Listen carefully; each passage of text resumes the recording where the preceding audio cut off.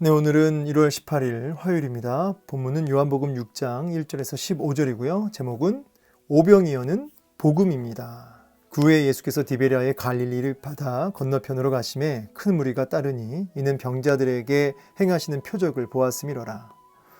예수께서 산에 오르사 제자들과 함께 거기 앉으시니 마침 유대인의 명절인 유월절이 가까운지라 예수께서 눈을 들어 큰 무리가 자기에게로 오는 것을 보시고 빌립에게 이르시되 우리가 어디서 떡을 사서 이 사람들을 먹이겠느냐 하시니 이렇게 말씀하심은 친히 어떻게 하실지를 아시고 빌립을 시험하고자 하심이라. 빌립이 대답하되 각 사람으로 조금씩 받게 할지라도 200데나리온의 떡이 부족하리이다. 제자 중 하나 곧 시몬 베드로의 형제 안드레가 예수께 여짜오되 여기 한 아이가 있어 보리떡 5개와 물고기 2마리를 가지고 있나이다. 그러나 그것이 이 많은 사람에게 얼마나 되겠사옵나이까. 예수께서 이르시되 이 사람들로 앉게 하라 하시니 그곳에 잔디가 많은지라 사람들이 앉으니 수가 5,000명쯤 되더라. 예수께서 떡을 가져 축사하신 후에 앉아있는 자들에게 나눠주시고 물고기도 그렇게 그들의 원대로 주시니라.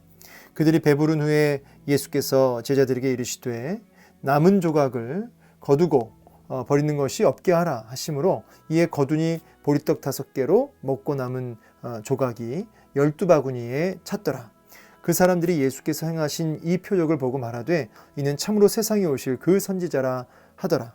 그러므로 예수께서 그들이 와서 자기를 억지로 붙들어 임금으로 삼으려는 줄 아시고 다시 혼자 산으로 떠나 가시니라. 아멘. 네, 오늘 본문을 통해서 또 우리에게 말씀하시는 주의 음성을 듣기 원하고요. 그것이 우리의 마음을 변화시켜서 또 순종의 열매까지 나아가기를 소망합니다. 자, 그 후에 예수께서 디베랴 갈릴리 바다 건너편으로 갔다라고 말씀하시면서 장소가 바뀌었음을 알게 됩니다. 큰 무리가 예수님을 지금 따르고 있는데요. 이 큰 무리들이 예수님을 따르는 이유는 병자들에게 행하시는 표적을 보았다. 그러니까 여러분 큰 무리가 있고 또 그 안에 또 제자들이 있습니다. 그래서 성경을 자세히 보면은 예수님을 따르는 무리들과 제자들이 이렇게 비교되어져서 보여집니다. 이 무리들의 특징은 뭐냐면 예수 그리스도 자체가 목적이 아니고 나의 행복이 목적이죠. 나의 행복. 내 행복을 위해서 뭐가 필요한 거죠? 예수님이 필요한 거죠. 이것은 무리의 특징입니다. 자기 병자들이 낫는 거 보고 또 뒤에 보면은 예수님이 이제 그 유명한 오병이어의 이적을 베푸시는데 여기 임금 삼으려고 하거든요. 그걸 보니까 그러니까 자기들의 어떤 배를 채우고 자기들의 행복을 위한 어떤 그 조건이 딱 이렇게 만족되어지면 이제 왕 삼으려고 하는 거죠. 그러니까 순종이 아니라 사실 조정하려고 하는 거죠. 예수님을 조정하려고 드는. 그래서 여러분 무리는요 항상 우리 가족, 내 행복 이게 목적이고요. 그리고 그것을 위해서 예수님이 필요로 한 존재가 되는 것입니다. 반면 제자는 또 성도는 나의 행복과 어떤 내 유익, 내가 원하는 어떤 것을 위해서 예수가 필요한 것이 아니라 예수님 자체가 왕이시고 그분이 주인이신 거죠. 그리고 그 주님이 주시는 것들을 감사함으로 받는 것입니다. 이런 것들은 다 보너스로 주어지는 것이죠.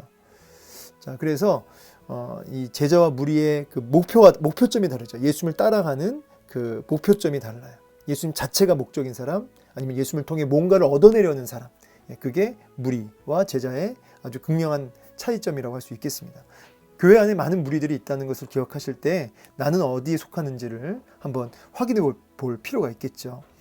자, 이제 예수님께서 산에 오르셨어요, 또. 근데 이제 다른 그 공간 복음서를 보게 되면은 이제 빈들이라고 나옵니다. 광야, 빈들. 이제 사람들이 앉아 있습니다. 그러니까 6월절의 실체도 사실은 예수님임을 얘기하고 계시는 거죠.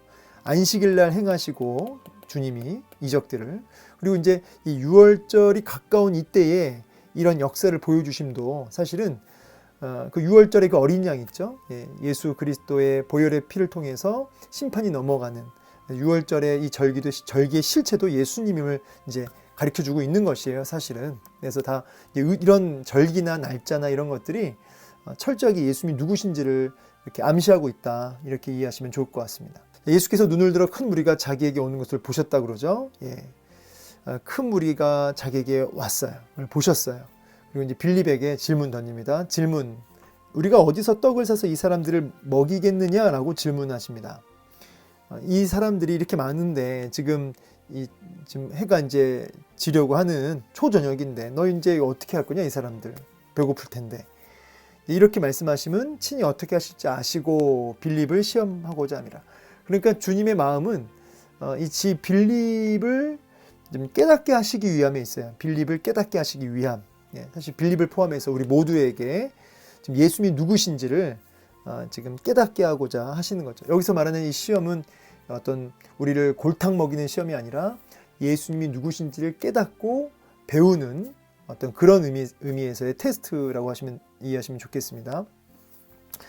이제 연단시키시는 거죠. 자, 빌립이 뭐라고 대답하냐면 이 빌립이라고 하는 사람의 특징은 뭐냐면 굉장히 현실적이고 이제 뭐 계산이 빠른 사람으로 이렇게 추측이 되어져요. 이 빌립이 뭐라고 하냐면 막 계산을 막 두드린 겁니다. 막 하면서 각 사람으로 조금씩 받게 할지라도 그러니까 사람마다 이제 돈을 좀 모아서 받아가지고 한 200데나리온 떡이 부족하리이다 이렇게 얘기를 해요.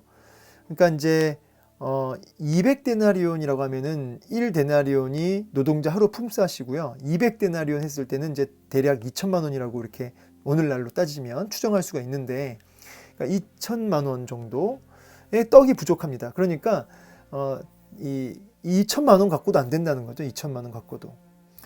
그러니까 근데 그때 제자 중 하나 곧 시몬의 베드로의 형제 안드레가 그렇죠? 안드레가 이제 예수님께 뭐라고 하냐면 여기 한 아이가 있어서 보리떡 5개와 물고기 2마리를 가지고 있습니다라고 얘기를 한 거예요. 사실 이제 공관복음서를 보면은 뭐라고 말씀하시냐면 너희에게는 얼마가 있느냐, 너에게 뭐가 있느냐라고 물어보세요 제자들한테. 그때 이제 안드레가 대답을 한 거거든요. 여기 보리떡 5개와 물고기 2마리가 있습니다. 그러니까 한 아이가 보리떡 5개와 물고기 2마리를 이제 준 거죠. 그래서 예수님이 너희에게는 얼마나 있느냐라고 했을 때 이제 보리떡 5개, 물고기 2마리가 있다라고 보고를 드린 거예요. 근데 뭐 이거 갖고는 뭐 얼마나 되겠사옵나이까. 예. 뭐 이건 뭐 아무 의미가 없다는 거죠. 이것은 우리가 가지고 있는 게 없다는 거예요. 자, 여기까지 굉장히 중요한 메시지인데 오병이어. 이제 첫 번째로 이 오병이어가 가지고 있는 메시지는 이제 보리떡 5개와 물고기 2마리로 많은 사람들을 먹이셨다. 와, 신기하다. 이런 어떤 초자연적 역사에 포커스를 맞출 게 아니고요. 이 보리떡 5개와 물고기 2마리가 가지고 있는 그 의미가 참 중요합니다. 먼저 여기 이제 5,000명이라고 이제 나오지만 여기 이 사람들이 근데 사실은 5,000명이 아니고 여기 앉아 있는 이 무리들의 숫자는 대략 한 2만 명으로 추정이 돼요. 왜냐하면 이제 공관복음서에도 나와 있지만 이제 5,000명이라고 했을 때 이 5,000명은 성인 남성만 얘기한 거거든요. 그러니까 이제 성인 남성만 했을 때 5,000명이니까 카운트를 안 한 우리 뭐 여인들 뭐 그리고 아이들 다 포함하면 대략 2만 명 되지 않을까. 그렇게 추정을 합니다. 2만 명 정도. 근데 뭐 정확한 숫자는 아니겠지만 아무튼 5,000명보다 훨씬 많아요. 그래서 그 많은 사람들을 이제 앉힌 겁니다. 그리고 이제 그 잔디 위에 다 앉았어요. 그 어마어마한 사람들이. 근데 주님이 이제 떡을 가져서 축사하신 후에 앉아있는 자들에게 나눠주십니다. 근데 여기 보면은 나눠주셨다라고 했을 때 공관복음서를 보면은 제자들에게 주신 거예요. 정확히 따지면. 그리고 그 제자들이 예수님께 받아서 그거를 이제 이 무리들한테 준 거거든요. 이런 식으로. 그래서 그들이 다 배불리 먹었다는 거죠. 그리고 남은 걸 이제 카운팅 해보니까 이제 12바구니가 차게 거두었다는 것이죠. 자, 이런 메시지예요. 근데 여러분 여기서 이제 우리가 좀 같이 볼 게 뭐냐면 여기 이제 이 푸른 잔디에 앉아서 그 많은 무리들이 예수님이 주시는 떡을 먹게 되죠. 이거는 어디로 연결되냐면 시편 23편이랑 연결되는 거죠. 여호와는 나의 목자신 내게 부족함이 없으리로다. 그러니까 나를 푸른 풀밭에 누이시며 쉴 만한 물가로 인도하시는도다. 그래서 선한 목자 되신 주님께서 그 양무리들을 이렇게 푸른 풀밭과 쉴 만한 물가로 먹이시고 입히시는 넘치도록 충만하게 입히시는 그런 선한 목자의 모습을 우리가 시편 23편에서 보는데 이 10절 말씀을 통해서도 예수님이 이렇게 양무리들을 먹이듯 당신의 백성들에게 이렇게 넘치도록 그런 푸른 풀밭과 쉴만한 물가로 인도하시는 선한 목자 되심을 이렇게 이미지로 보여주고 있는 것이죠. 그리고 또 하나는 이제 떡을 가셔서 축사하셨다. 그리고 나눠주셨다. 이제 여기 보시면 여기는 안 나와 있지만 나눠주시고 이렇게 나와 있는데 공관복음서에는 뭐라고 하면 떼어주시고 그래요. 떼어주시고. 이 떼어라는 단어는 이제 찢다라는 거거든요. 그래서 여러분 성경에 뭐 성만찬 때도 마찬가지고 떡을 떼어 주실 때 내 몸이니 그러거든요. 내 몸이니. 그래서 예수님의 몸이 이 떼어라는 단어, 이 찢겨진다는 의미가 있는데 예수의 몸이 찢겨지는 거죠. 이 떡이라고 하는 게 찢겨짐으로써 그걸 먹는 거죠. 그래서 여기 오병이어의 이 사건도 사실은 예수님의 몸을 예수님의 그 십자가에 달려서 그렇게 찢겨 죽으시는 그 부분을 이제 우리가 바라보게 되는 거죠. 그래서 단순하게 오병이어가 와 신기하다 이게 아니라 예수님의 몸이 찢겨지고 그 찢겨지는 예수님의 몸을 통해서 그 십자가의 은혜를 통해서 이제 구원함에 온전히 이르게 되는 이 메시지가 이 안에 담겨져 있는 거죠. 이걸 바라볼 수 있어야 됩니다. 그래서 예수님의 몸, 그 복음을 제자들이 받고 그 제자들이 그 복음을 무리들에게 전해주었을 때 그 무리들이 그 은혜를 통해서 복음을 통해서 다 구원함에 이르게 되는 이런 메시지가 이 안에 있는 것이죠. 그래서 12바구니라 할 때 이 12라고 하는 것도 이제 충분하다는 의미로 볼 수 있습니다. 이 12라는 숫자도. 그래서 사람들이 보고 이 세상에 오실 바로 그 선지자구나. 신명기 18장 15절 말씀.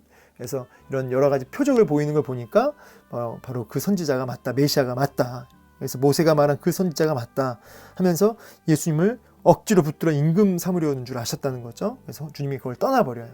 여기서 말하는 이제 억지로 붙들어 임금 삼으려고 했다라는 말의 의미도 뭐예요?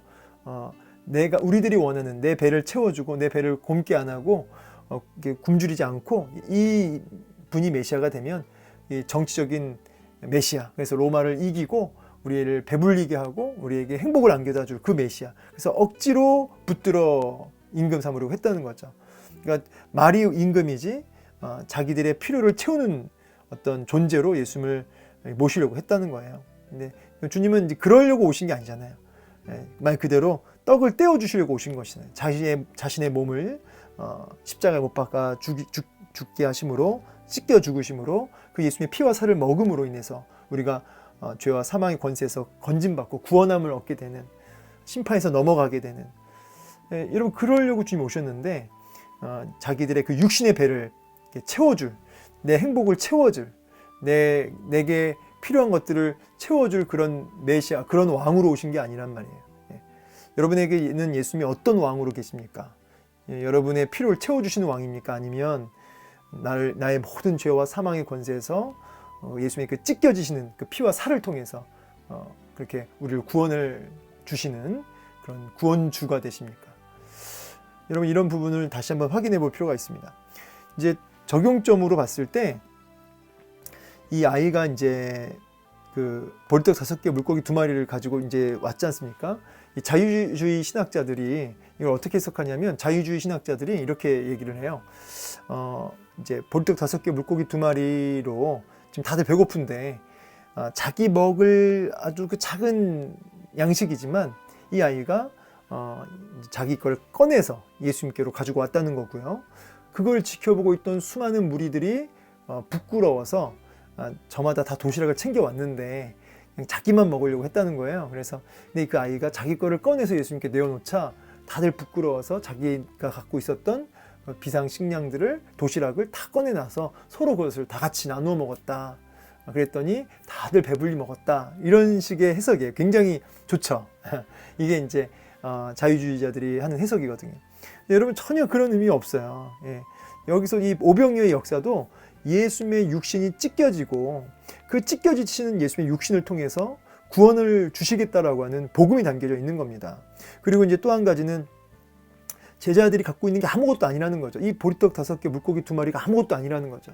그러니까 이건 우리의 형편을 얘기하는 거예요. 우리의 형편.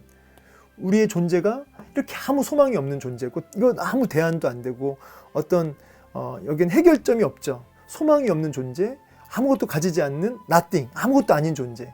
그게 바로 이 한 아이고 그게 제자들이고 그게 우리들이라는 거예요. 아무것도 아닌 우리들이 예수님 손에 딱 들려지는 그 순간, 예수님께 나아가지는 그 순간 어떻게 돼요? 그 찢겨지시는 그 살로 인해서 그 예수님의 그 복음을 통해서 넉넉히 구원함에 이르게 되는 그 엄청난 은혜가 이제 주어지는 것이죠. 그러니까 소망 없는 우리의 모습과 능력의 주님이 이렇게 대비되고 있는 거죠. 그래서 아무것도 없는 이 아이, 아무것도 없는 제자들, 소망이 없는 절망뿐인 아무것도 아닌 것을 들고 있는 우리들, 감히 나아갈 수 없는 우리들이 예수님께로 나아가게 되어질 때, 예수님께 들려지게 될 때 놀라운 구원의 역사가 임하게 되는 것이죠. 그래서 오늘 본문도 바로 복음이 담겨져 있는 사건입니다. 오늘 이 말씀을 통해서 한 아이와 같이 또 제자들처럼 정말 가지고 있는 것이 아무것도 없는 우리들이라도 예수 그리스도께로 나아가면 그분의 그 찢겨지실 피와 살을 통해서 그것을 받기만 하면 우리가 능히 구원함에 이르고 하나님의 나라 천국을 넉넉히 들어갈 줄로 믿습니다. 또 한 가지는 우리의 필요를 채우는 임금이 아니라 예수님이 우리의 주인 되시고 왕 되셔서 내 행복을 위한 주님이 아니라 예수님이 나의 왕이시고 나의 주인 되시기에 따라가는 나의 구원주가 되시기에 그 주님을 섬기는 순종하는 저 여러분 되기를 소망합니다. 감사합니다.